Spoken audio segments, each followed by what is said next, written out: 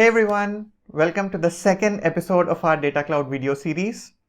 My name is Aditya and I'm a developer advocate here at Salesforce. In the previous episode, we have shown you a high-level overview of how Data Cloud works. And in this episode, we are going to look at the first step in this process, which is connecting your data sources and bringing the data in.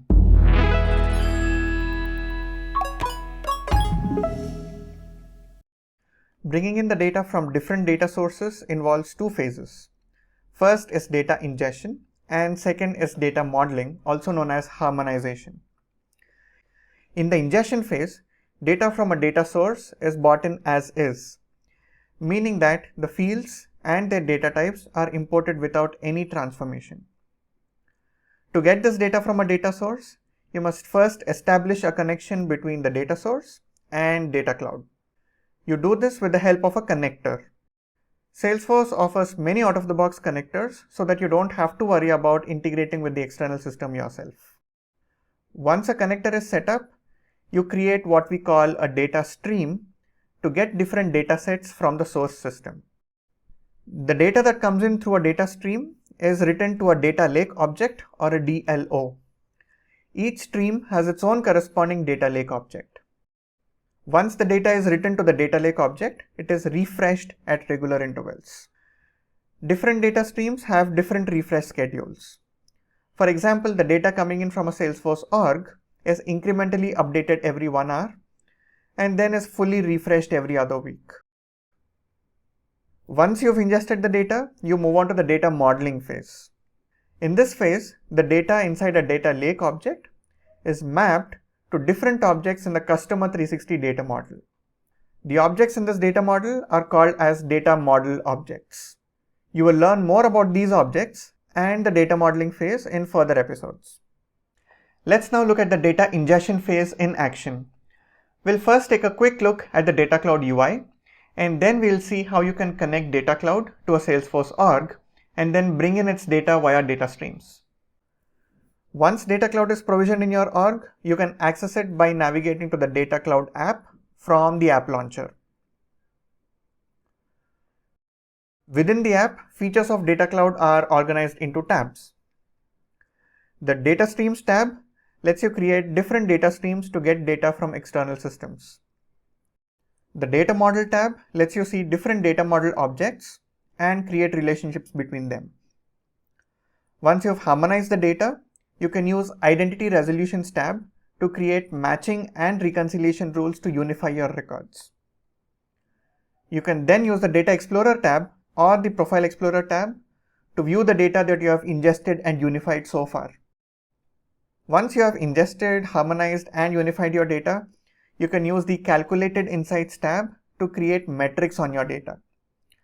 You can write SQL queries to get metrics like, let's say, the lifetime loyalty of a customer, or products that receive the most number of clicks on your website, and so on. These metrics can then be used to either segment your audience or drive actions downstream. The Segments tab is where you can filter and group individuals into segments.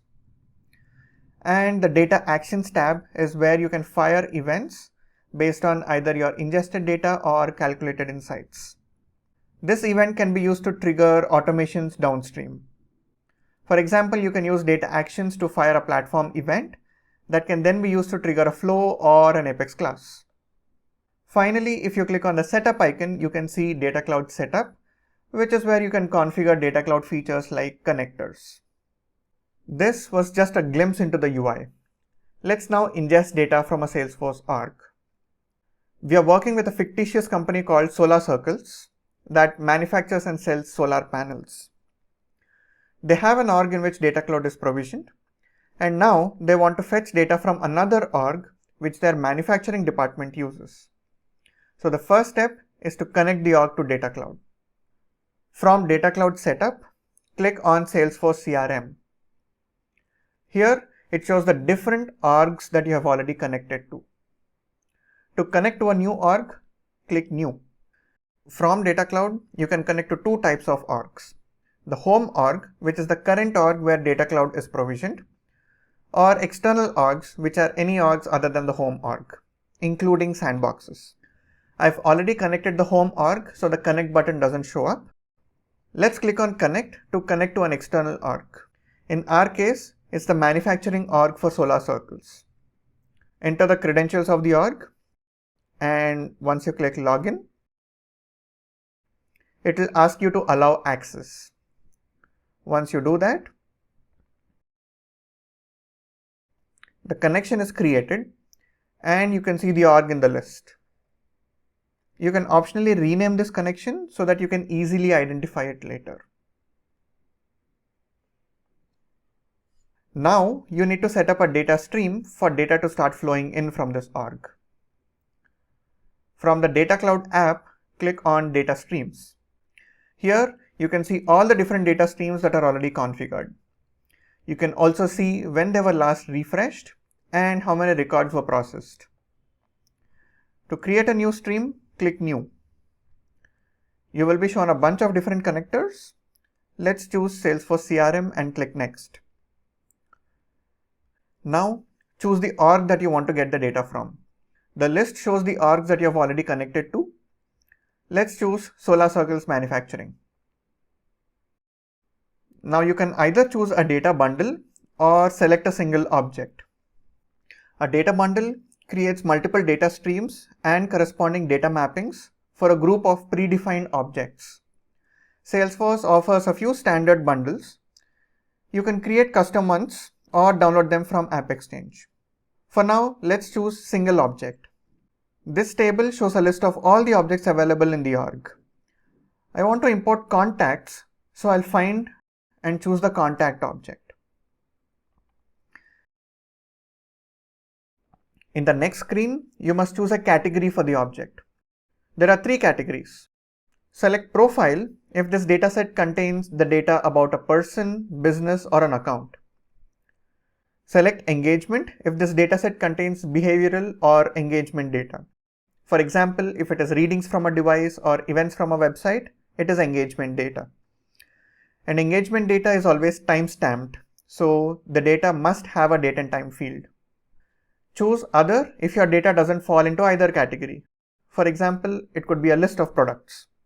There are certain features in Data Cloud that only work on certain categories of objects. For example, you can only create segments on profile data, and you can query for data with a time filter only on engagement data. You cannot change this category after saving the data stream, so review all these types and carefully make a decision. Since contact identifies a person, I will choose profile. Next, choose the fields that you want to import. By default, all the fields are checked. If you are OK, click Next. Give the data stream a name. You can choose to go with the pre-created name as well and click on Deploy. You will be taken to the detail page of the newly created data stream. Here, you can see the name of the data lake object that was created for this stream.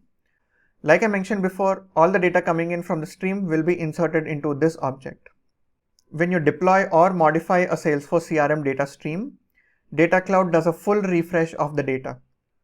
Then, Data Cloud conducts hourly upserts. A full refresh is conducted every other week, requiring no action from you. You can manually refresh your CRM data streams using the refresh button. Once the data is pulled in, you can see the refresh date along with the total number of records processed. You can go to the Refresh History tab to look at all the times when the data was refreshed and whether it was a full refresh or an upsert.